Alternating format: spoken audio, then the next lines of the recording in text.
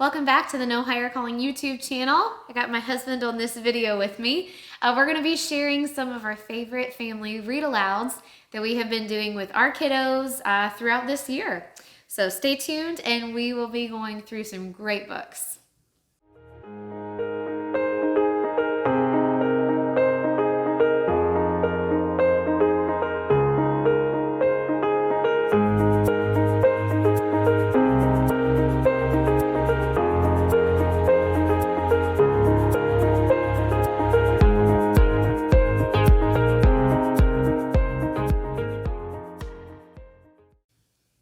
So we are a read-aloud family. Books are just everywhere in our home. And we love to read to our kids. So we have a 7-year-old, 5-year-old, 3-year-old, 18-month-old, and coming very, very soon. But anyway, we wanted to go through some of the books quickly that we've been reading to them this year and just give you a really quick review, what we thought, what they thought, and then any disclaimers that you might want to know as a parent trying to be a gatekeeper in your home. So this first one I actually just read with my oldest, my daughter. This is the Christian Heroes Then and Now biography of Corrie ten Boom. This was a powerful read. It had some heavy content, but we just kind of prayed and talked through it together. And I feel like it was really good conversations to have with her. She's my very curious one.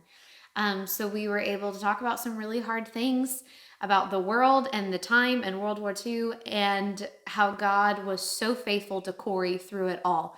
So if you have a very sensitive child, you might want to be careful with this one just because of the content of the Holocaust. But it was very good for us, and it was really powerful for her to see through all of that horrendous stuff that Corrie went through. Her faith in God stayed strong, and we had some very sweet conversations. And I think Corrie's one of her heroes, which is what I was hoping would happen after reading this book. So I can't recommend this one enough. We really enjoyed this. Next up was Anne of Green Gables. I was so excited to introduce my kids to Anne. I grew up with the movie, never reading the book, but the book is 100 times better. All of us loved Anne of Green Gables. Actually, they still go outside and play like Anne and Gilbert and Diana. So this was a great 10 out of 10, classic for sure. Every family should read this. This was so fun. The next one up is Wind in the Willows. So we actually listened to this one on audiobook, even though we have the book. But this one was like a 3 out of 5 star. The parts that we loved and laughed so hard. Like, it's quite comical. It's funny. Our oldest just giggled her way through all the adventures of Toady. But the other parts were just slow and dry, and we just tried to push through those. So that's why it's kind of a hit and miss. We love Toady, some of the other parts. It's written beautifully as far as the way he uses descriptive words and all of that. It's written extremely beautifully. It makes me want to go to the river and see all the animals. Yeah. One disclaimer I will give, especially as we read it via audiobook, it does use the A word quite a bit. And that was difficult to try to edit and navigate when listening to an audiobook. That's a theme you see in old books, because some of my books did that too. So. Yes. So anyway, just as a parent, just so you know, you will find that word repeated quite often in this book. The next one that I did with the kids was Hind's Feet on High Places. This was beautiful. This was an allegory, much like Pilgrim's Progress, that followed Much Afraid and her journey with the shepherd to the high places and how she really changed from Much Afraid to an entirely different person, all because of her journeys with the shepherd. So this one was just so sweet. We love allegories in our home, but it was a great teaching tool for me to give them a picture of something that they could really understand and grasp, and yet dig into the deep truth behind it that I don't know at their ages that they would have understood as well had we not had some of this imagery that was happening in this book. And this one here is just, I'll flip through if you can see this. This one is just beautiful. It has beautiful watercolor illustrations, even some journaling portions. So this is a classic you're going to want to keep and pass down to your grandkids one day. But we loved this one. Another one that we did was the complete Brambly Hedge series. So with every baby I have, a gift to that child and kind of to mama. But hopefully that child will take to their home one day is a book series. So we've got Winnie the Pooh, all the Beatrix Potter, the Madeline series, working through my kids, and this one was Willows. Brambley Hedge was Willows. And these stories were just the sweetest stories of little mice that live in the woods down by the river. And the illustrations in this one too are just gorgeous. We loved following Dusty Dogwood and Poppy and their families, and Wilfred, and seeing all of their adventures, and the colors are just beautiful. So my younger ones really, really enjoyed this. And I will also, I'll link all of these down in the comments if you want to check these out.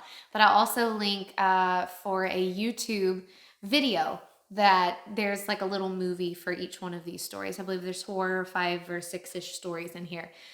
So it's really cute. Just a fun little show that the kids really enjoyed watching after we read that.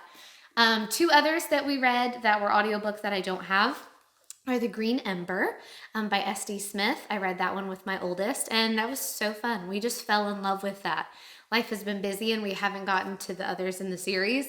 But that was just a great story following Heather and Pickett and watching their rabbit world completely change as they just went from a peaceful little life in the forest to all of a sudden being thrown into war and conspiracy and threatenings and just a whole different thing. Very adventurous.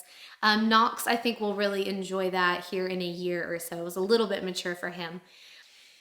And then the last one that we did was Mr. Popper's Penguins. So that was just a hilarious, that was another one that we just laughed our way through, about this man whose life was dull and he dreamed of adventure. He dreamed of Arctic adventure, and he wins this penguin.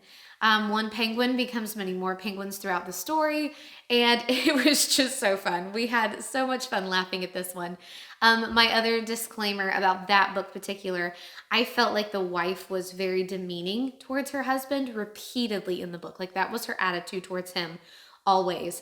Just very much making him out to kind of be an idiot. And that is not something that was cool with us. So we had some discussions as she would say very derogatory comments about like, hey, that is not how we should speak to one another. And it's especially not how a husband and wife should treat each other. So that would be my disclaimer on that one. But that is the Read Aloud lineup that I have done with the kids this year. So I'll let you jump in with yours. Alrighty, so the first book that we tackled this year was another biography. This one is Gladys Alouds. These are absolutely phenomenal. I think my son actually probably liked this the most.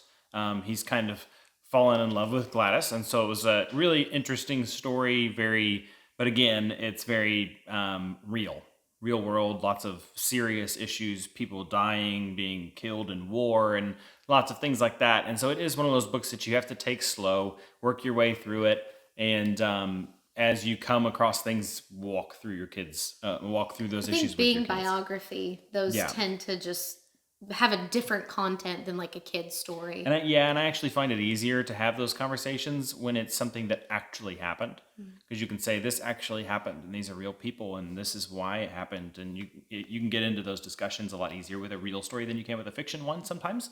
But sometimes it's easier to deal with things with fiction because you can say, oh, it's just pretend, But in this case, we found it was great to go through some of those things and talk about someone who gave up everything to serve God and watch God provide over and over and over again for her. So that was really great. The next one we did was Treasure Island, which I thoroughly enjoyed. I read this book when I was a child and really, really liked it. It is a classic boy goes on a grand adventure story. If he didn't want to be a pirate before, he sure does. Yeah, he Knox does now, but I think Eden enjoyed it every bit as much as he did. And there are a lot of things in this book that are, for our kids' ages, would go right over their heads. Because there's lots of pirate lingo and sailor things, and they talk about masts, and so you got to stop and talk about some things. And I had to stop and look up a couple of things. And but yeah, so it's just wonderful, wonderful adventure. The whole story, most modern things that centralize around pirates kind of make the pirates the good guys. This is more of a classic story in that the pirates are the bad guys the entire story. And so you start to feel for these pirates, and then you're quickly reminded that these are the bad guys. So it does a really good job of making the moral line clear. And the young Jim Hawkins in the story is constantly having to fight with this idea of, no, these are bad guys, even though he's caught up in the adventure of all of this stuff. And so it's got a kind of a melancholy feel to it, because the whole time he's kind of scared that he's getting himself into something he can't handle. And so it's really, really good. There are a few disclaimers. There's a little tiny bit of language in it, mainly the pirates, of course. And there's some alcohol use throughout the book.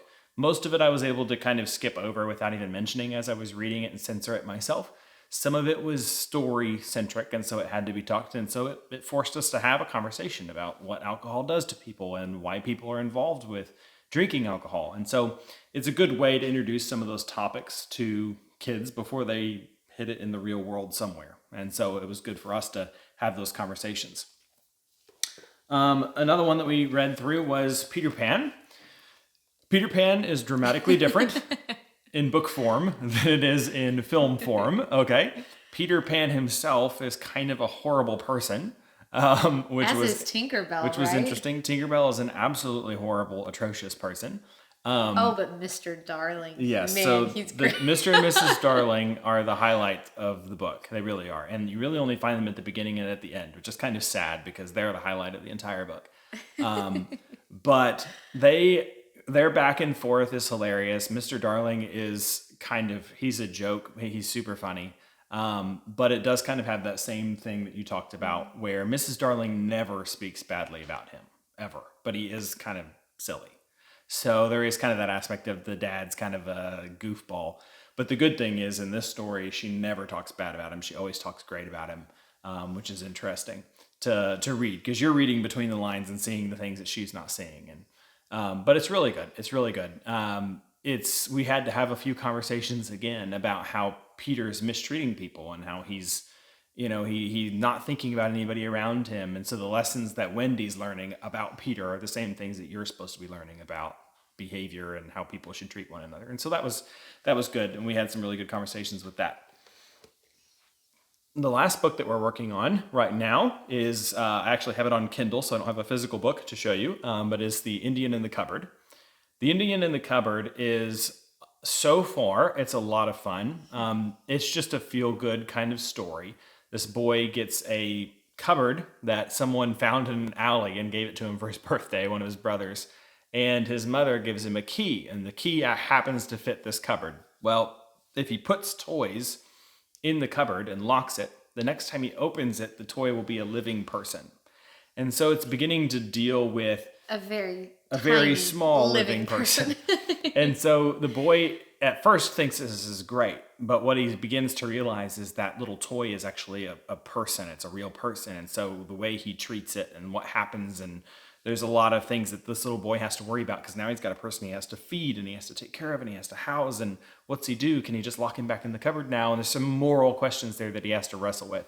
So we haven't gotten all the way through that book, but it'll be interesting to see how he resolves some of those things. There is a film that went along with this. I watched it as a kid. I know nothing about it, so I can't recommend it. But there is a film that I watched as a kid. That's how I remembered that it was a thing, and looked it up and found the book. And but so far, it's really good and it's very clean. And the rule in our house is, if there's a movie for it, you can't watch it until you've read the book. And that's a wrap. That's the books that we've been reading aloud to our kiddos this year. So down in the comment section, I will post links to all of these if you want to check them out. But if you've enjoyed this content, feel free to subscribe to the No Higher Calling YouTube channel, and we'll join you next time.